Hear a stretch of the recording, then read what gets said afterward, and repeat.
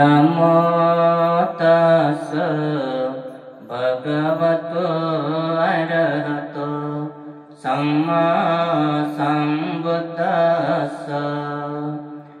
यानि भूतानि समागतानि ब्रह्माणि वायानि वन्तरिके सब्बे भूता सुमना भवन्तु अथो पिसकञ्च सुनन्तु भासितं तस्मै भूता निसमेत सब्बे मेत्तं करोत मानुषीया पदाय दिवाचरत्वच हरन्ति ये बलिं तस्मै निरक्कत अपमत्ता यं किञ्चिवित्तं इदवाहुरं वा सज्ञेषु वायं रत्नं पनीतं ननो समङ्गति तथागतेन इदं विबुद्धे रत्नं पनीतं एतेन सच्चेन सुवति होतु कयं विरागं अमतं पनीतं यदज्जगशक्यमुनिसमाहितो न तेन धम्मेन समाति किञ्चित् इदं धम्मे रत्नं पनीतं एतेन सच्चेन सुवति होतु यं बुद्धश्रेष्ठो परिवन्नये शुचि समाधिमानन्तरिकञ्जमाहो समाधिना तेन समो न विज्जति इदं धम्मे रत्नं पनीतं एतेन सच्चेन सुवति होतु ये पुग्गल 850 चत्वारि एतानि युगानि हन्ति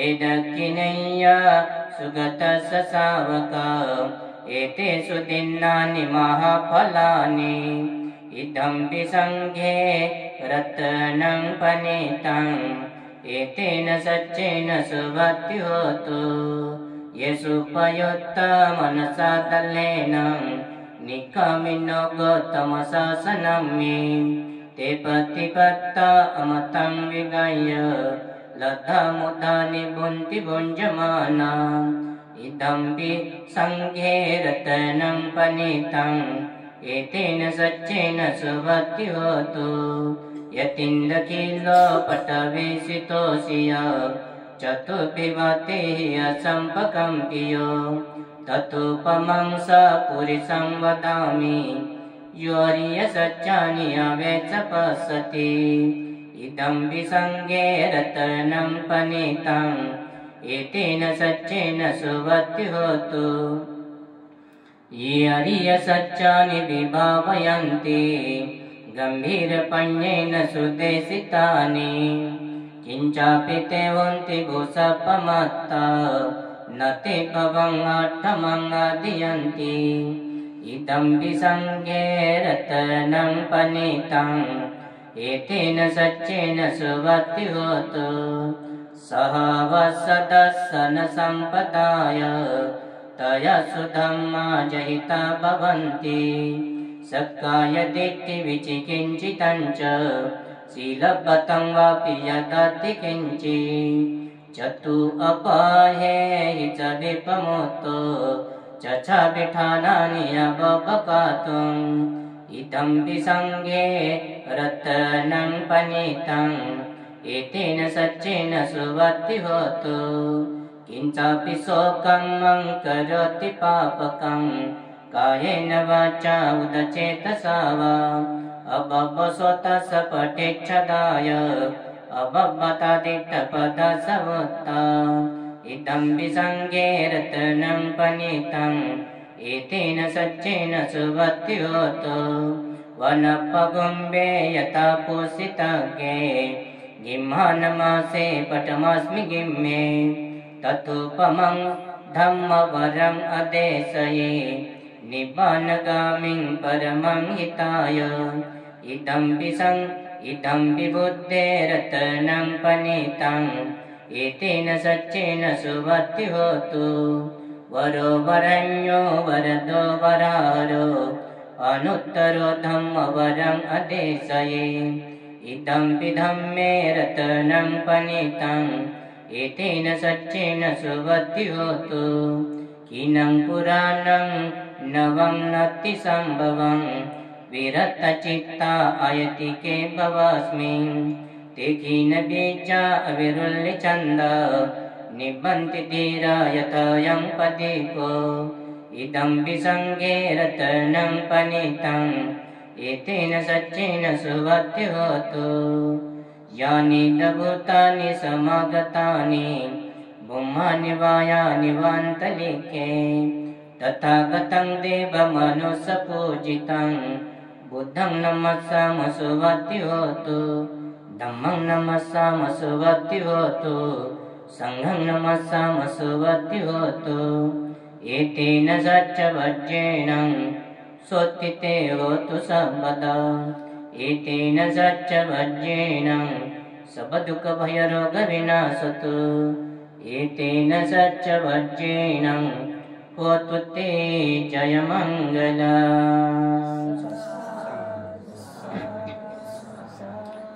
इयं दुन्निमित्तं अवमङ्गलं च यो च मनपो सकुनस सद्दो पापगहो दुष्पिनं अकान्तं बुद्धानुभावेन विनाशमेन्तु यं दुन्निमित्तं अवमङ्गलं च यो च मनपो सकुनस सद्दो पापगहो दुष्पिनं अकान्तं धम्मानुभावेन विनाशमेन्तु यं दुन्निमित्तं अवमङ्गलं च यो च मनपो सकुनस सद्दो पापगहो दुष्पिनं अकान्तं संघानुभावेन विनाशमेन्तु सब्बावमङ्गलं मुपद्दवद्वन्निमित्तं सब्बीतिरोगगर्दोषमशेषनिन्दा सब्बन्तराय भयदुष्पिनं अकान्तं बुद्धानुभावपवरेण पयातु नाशं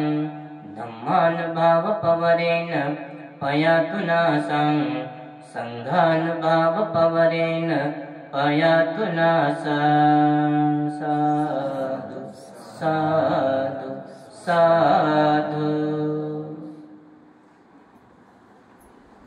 देव आणि मनुष्याचे शास्ता महाकारुणिक तथागत भगवान सम्यक संबुद्ध तथागतांचा सद्धम्म तथागतांचा श्रावक संघ या तीन रत्नाला विनम्र अभिवादन। विश्वरत्न बोधिसत्व परमपूज्य डॉक्टर बाबासाहेब आंबेडकर यांच्या समग्र धम्मक्रांतीला संपूर्ण आयुष्य समर्पण। कालकथित आचार्य पूज्य गोयंका गुरुजी यांच्याही नव्याने भारतामध्ये डॉक्टर बाबासाहेब आंबेडकरांच्या धम्मक्रांतीनंतर विपसनेद्वारे जी क्रांती केलेली आहे त्यांचेही प्रति समर्पण। उपस्थित भिक्खू संघ, सर्व वानखेडे परिवार, सर्व ज्ञातिगण, उपासक उपासिकांनो, आजच्या प्रसंगी उपासिका आहे सिंधू लोहोजी वानखेडे यांच्या सर्व इच्छा आकांक्षा जे काही कामना असतील ते पूर्ण होण्यासाठी म्हणून, त्याचबरोबर उपासिकाताई पूजा स्वप्नील वानखेडे, त्याचबरोबर उपासिकाताई रोशनी डॉक्टर सुहास वानखेडे यांच्याही ज्या काही इच्छा आकांक्षा आहेत त्या पौर्णिमेच्या चंद्राप्रमाणे पूर्ण होण्यासाठी म्हणून आज वानखेडे परिवाराने सुंदररित्या आपल्या निवासामध्ये परित्राण पाठ, बुद्धवचनांचा पाठ, भिक्खू संघाला भोजनदान, चीवरदान, परिस्कारदान, फलदान आदी दान देण्याचं आयोजन केलेलं आहे। उपासक उपासिकांनो, आपण पाहतो दान आपल्याला सर्व काही मिळवून देत असते, दानं दानं मनुष्यानं दानं दुर्गती निवारणं दानं सद्गस सोपानं दानं सब्बत साधकं.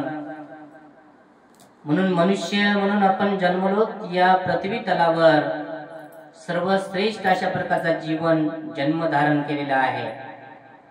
तेव्हा आपल्या गृहस्थानी गृहिणींचं जीवन जगत असताना गृहस्थानी गृहिणींच्या जीवनामध्ये संपत्ती आणि संतती हे अतिशय महत्वाचं आहे. संपत्ती शिवाय आपण सुखरूप जीवन जगू शकत नाही. त्याचबरोबर संपत्ती नसेल तर आपण कोणत्याही प्रकारचं कुशल कर्म सत्कर्म पुण्यकर्म करू शकत नाही. चित्ताच्या चेतनेने आपण वारंवार कोणते पुण्यकर्म करायला गेलो तर वस्तुरूपाने जेव्हा ज्या काही वस्तू द्यायच्या असतात तेव्हा तेव्हा आपल्याला संपत्तीची गरज भासत असते. त्याचबरोबर खूप सारी संपत्ती मिळवल्याच्या नंतर त्या संपत्तीची योग्य विल्हेवाट लावण्यासाठी संतती लाभणंही अतिशय आवश्यक आहे. आणि म्हणून आपण पाहतो की मनुष्य जीवन आपल्या सर्व इच्छाकांक्षा पूर्ण करत करत जीवन जगत असतो आणि आपले सर्व गृहस्थ आणि गृहिणींचं जीवन यशस्वी करत करत पुढे आपल्याला निब्बाणाच्या दिशेने सुद्धा वाटचाल करायची. आपण हे बोधिसत्व परमपूज्य डॉक्टर बाबासाहेब आंबेडकरांच्या धम्मक्रांतीनंतर सुंदर असं जीवन जगू लागलेलो आहोत. यानंतर आपण मनुष्य तर आपलं चित्त आपण परिपूर्ण निर्मळ करू शकतो, परिशुद्ध करू शकतो. आपल्या चित्तामध्ये चालणारे रागाचे, द्वेषाचे, मोहाचे, अहंकाराचे, मीपणाचे, आळसाचे अनेक प्रकारचे अकुशल कर्म त्यागून कुशल कर्माला धारण करून आपण हळूहळू हळूहळू आपल्या स्वतःला जे काही या ब्रह्मांडामध्ये चालत असलेलं दुःखचक्र, भवचक्र, लोकचक्र, संसार चक्र या संपूर्ण भवचक्रामधून बाहेर निघण्यासाठी आपल्याला आपल्या स्वतःवर धम्मचक्र गतिमान करावं लागेल. आपण जेव्हा पाहतो की आपल्या स्वतःमध्ये जेव्हा धम्मचक्र गतिमान करतो, ज्यांना ज्यांना असं वाटते की मी स्वतः धम्मवान बनलं पाहिजे, धम्मवान बनून मला धम्म अवगत करता आला पाहिजे, धम्म समजला पाहिजे, धम्माच्या बलाने मला मुक्तीकडे चालता आलं पाहिजे, मुक्तीकडे एक एक पाऊल टाकता आलं पाहिजे, असं ज्यांना ज्यांना वाटते ते स्वतःमध्ये धम्मचक्र गतिमान करण्याचा प्रयत्न करतात. स्वतःमध्ये जेव्हा धम्मचक्र गतिमान करतो तेव्हा प्रत्येकाने आपल्या जीवनामध्ये कोणत्या ना कोणत्या प्रकारचं काही ना काही दान दिलं पाहिजे. दान ही पारमिता पूर्ण करून आपण या धम्मचक्राला गतिमान करण्याचा प्रयत्न करतो. आपण शील पालन केले पाहिजे. शील पालन करून आपण स्वतःमध्ये धम्मचक्र गतिमान करण्याचा प्रयत्न करतो. त्याचबरोबर समाधीचा अभ्यास केला पाहिजे. आपल्या चित्तामध्ये चालणारे रागाचे, द्वेषाचे, मोहाचे, अहंकाराचे, मीपणाचे, आळसाचे अनेक प्रकारचे विकार सातत्यानं उत्पन्न होऊन नष्ट होतात. त्या प्रत्येक संस्काराच्या प्रती थोडा वेळ तरी अनित्यबोध धारण करून त्यांना तटस्थतेनं पाहिलं पाहिजे.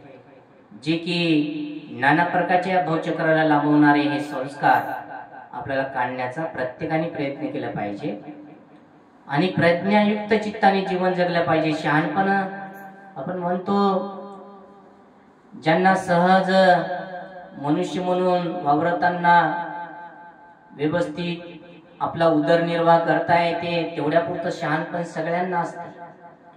आपल्या स्वतःचा उदरनिर्वाह करून, आपल्या परिवाराचा उदरनिर्वाह करून सुखरूप जीवन जगायचं एवढं तरी सर्वांनाच कळते, तेवढं बुद्धी सर्वांना आहे. परंतु भगवान तथागतांनी प्रज्ञायुक्त चित्ताने जीवन जगणं म्हटलेलं आहे.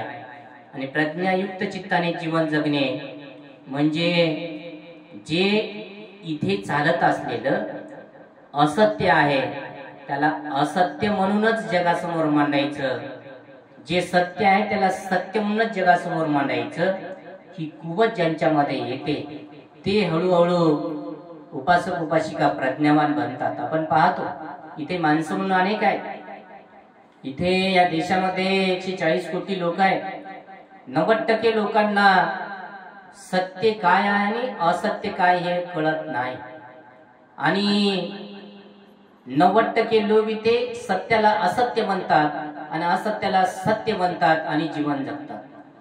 जसं आपण पाहिलेलं आहे की या देशामध्ये पूर्वी 33 कोटी देव आहेत असं सांगितलेलं आहे आणि 33 कोटी देव आमचं कल्याण करतात, मंगल करतात असं वारंवार इथल्या ब्राह्मणांनी बहुजनांना शिकवलेलं आहे.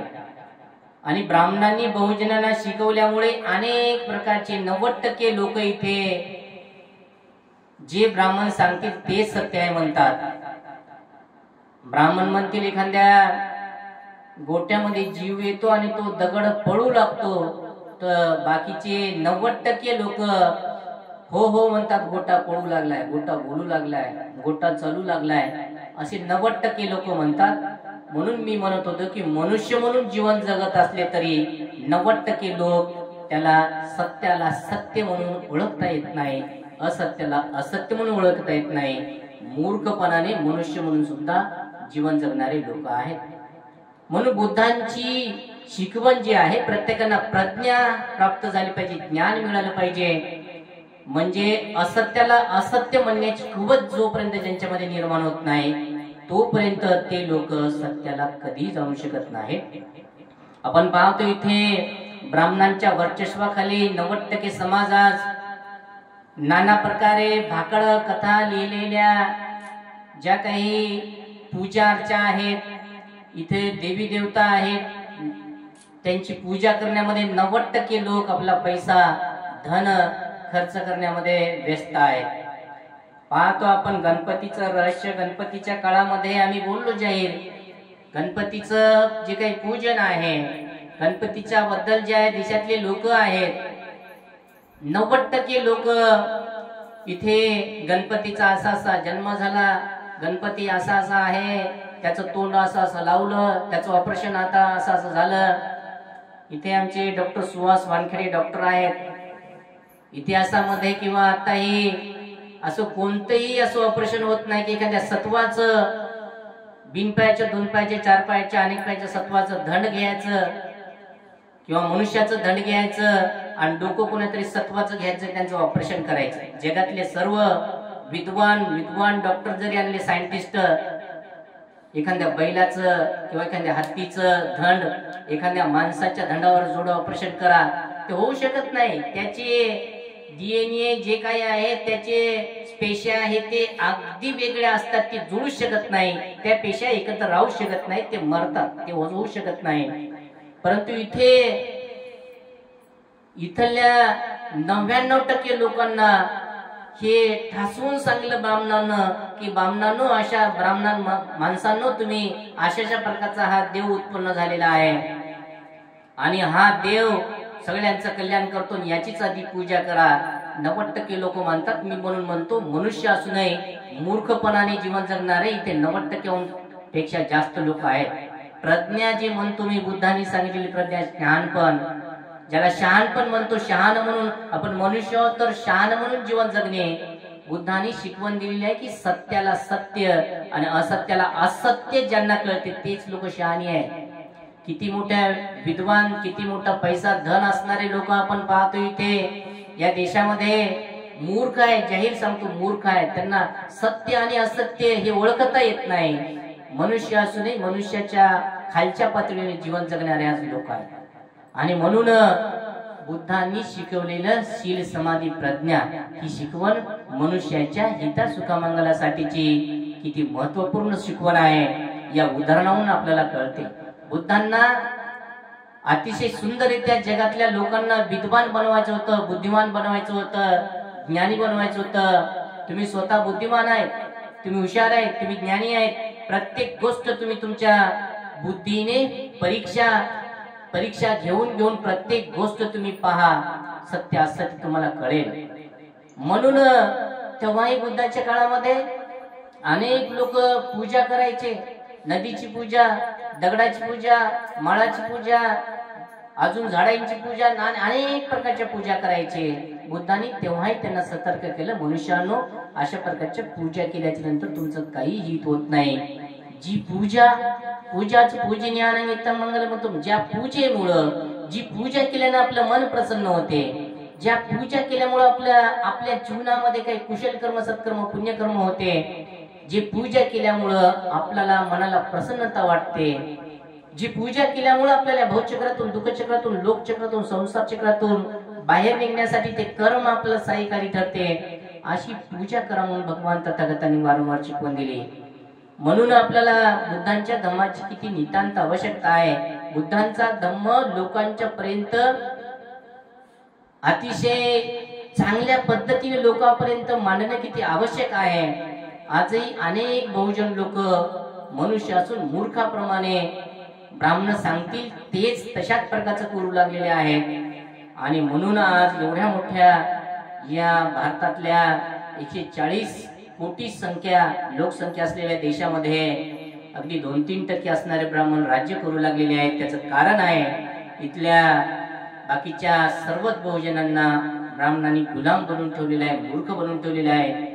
ज्ञान कधी त्यांना अवगत होऊ नये हे आता बोधिसत्व परमपूज्य डॉक्टर बाबासाहेब आंबेडकरांच्या धम्मक्रांतीनंतर केवळ डॉक्टर बाबासाहेब आंबेडकरांचे फॉलोअर्स, त्यांचे अनुयायी या गोष्टी चांगल्या प्रकारे जाणू लागलेत, ओळखू लागलेत आणि चांगलं शिकून ज्ञान अवगत करून शहाणपणाने जीवन जगू लागलेले आहेत. आणि म्हणून आज अशाच प्रकारचा एक सुंदर हेतू घेऊन वानखेडे परिवाराने, वानखेडे आई, सर्व वानखेडे परिवार यांनी आपल्या निवासामध्ये बुद्धवचनांचा पाठ, भिक्खू संघाला भोजनदान, चिवरदान, परिष्कारदान, फलदान आदी दान देऊन सुंदर असं हे मोठं कुशल कर्म या वर्षाच्या कालावधीमध्ये कुशल कर्म करण्याचं आयोजन केलेलं आहे. म्हणून आपण अधिक बोलणार नाही. खूप आपण बऱ्याच वेळापासून बुद्ध वचन श्रवण करत आहात, ज्यामध्ये आपण धम्मचक्र प्रवर्तन सुद्धा श्रवण केलं. अनेक लोकांच्या चित्तामध्ये असणारे नाना प्रकारचे दुर्विकार, नाना प्रकारचे अकुशल धर्म बाजूला होऊन कुशल धर्म संपादित करण्यासाठी हे सर्व धम्मचक्र प्रवर्तन सूत्राचा उपदेश सहाय्यकारी ठरत असतो. त्याचप्रमाणे आजही उदात्त हेतू आणि अतिशय निर्मळ चित्ताची चेतना धारण करून वानखेडे परिवार, उपासिकाई सिंधू लहुजी वानखेडे, उपासिकाताई पूजा स्वप्नील वानखेडे, त्याचबरोबर उपासिका ताई डॉक्टर रोशनी डॉक्टर सुहास वानखेडे यांच्या सर्व इच्छा आकांक्षा पौर्णिमेच्या चंद्राप्रमाणे पूर्ण होण्यासाठी आपण सुंदर असा हा उपदेश आणि थोडक्यामध्ये परित्राण पाठ घेतलेला आहे.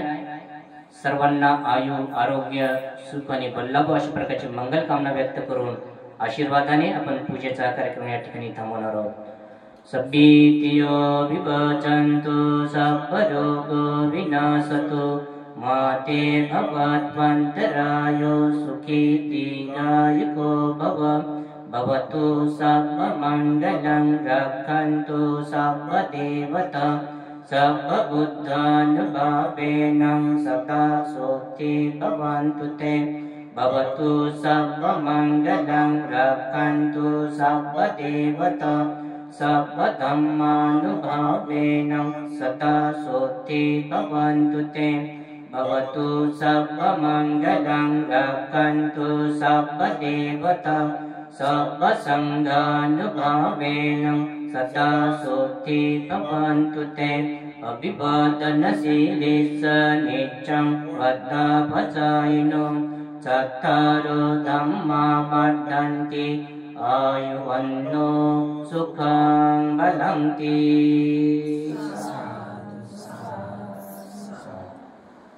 बुद्धं नमामि, धम्मं नमामि, संघं